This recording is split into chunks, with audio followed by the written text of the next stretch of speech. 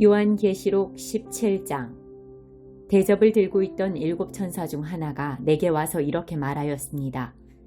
나를 따라오너라. 많은 물 위에 앉은 큰 창녀가 받을 심판을 네게 보여주겠다. 세상의 왕들이 그 여자와 함께 음란한 죄를 짓고 온 세상 사람들도 그녀가 주는 음란의 포도주에 취하였다.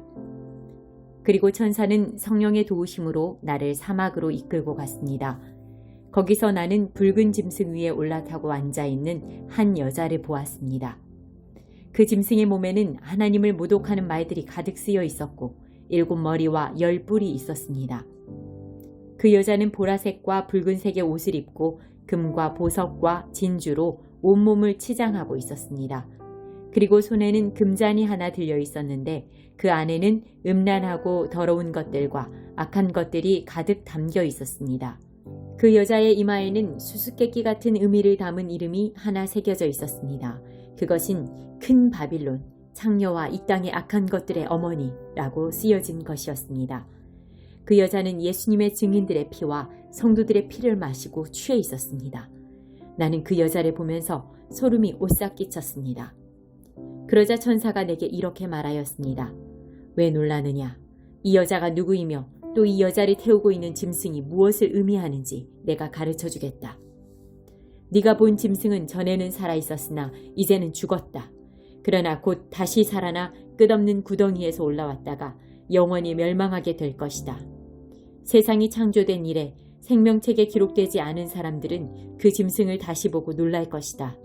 왜냐하면 죽은 줄 알았던 짐승이 다시 나타났기 때문이다.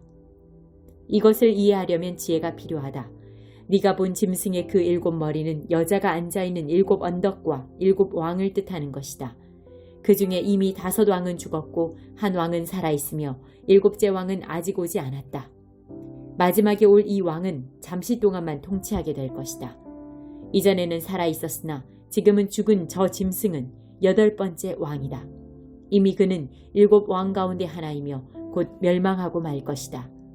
네가 본 짐승의 그 10 뿔은 10명의 왕을 가리킨다. 이 왕들은 아직 통치를 시작하지 않았다.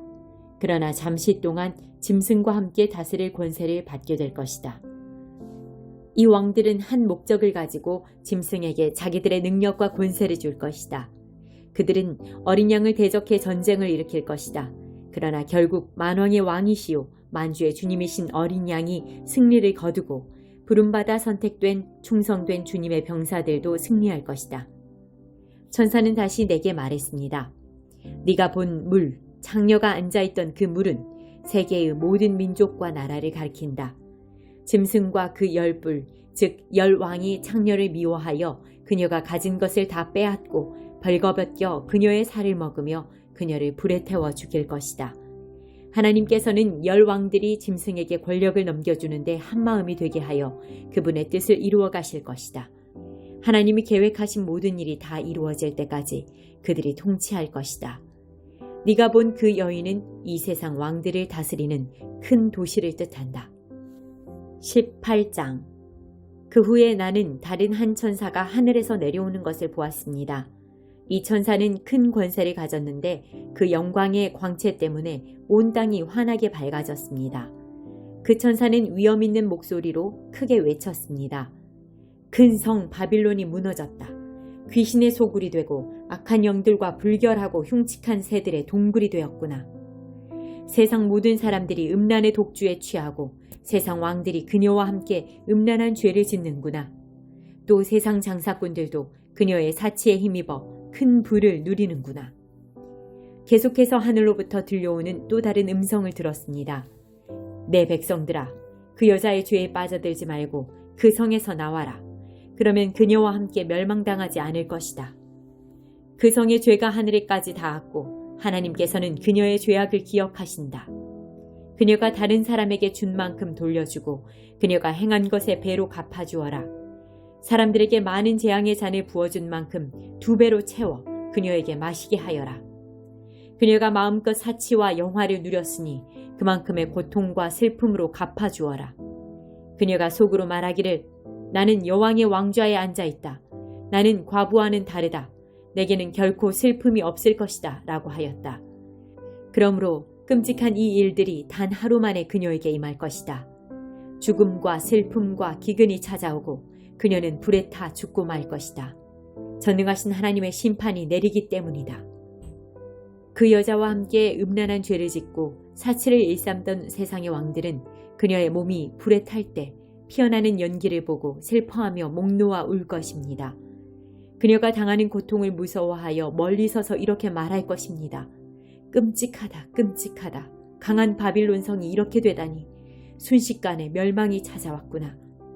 땅 위의 장사꾼들도 그녀 때문에 슬퍼할 것입니다. 왜냐하면 더 이상 자신들의 물건을 사줄 사람이 없기 때문입니다. 그들이 팔았던 물건은 금, 은, 보석, 진주, 모시, 자주 옷감, 비단, 붉은 옷감, 각종 향나무, 상아로 만든 물건, 값진 목재, 청동, 철, 대리석, 계피, 향료, 향수, 향유, 유향, 포도주, 올리브기름, 고운 밀가루, 밀, 소, 양, 말, 수레, 종, 그리고 사람의 영혼까지도 있었습니다. 장사꾼들은 말하기를 바빌로나 네가 그렇게도 탐내던 좋은 것들이 네게서 다 떠나버렸구나.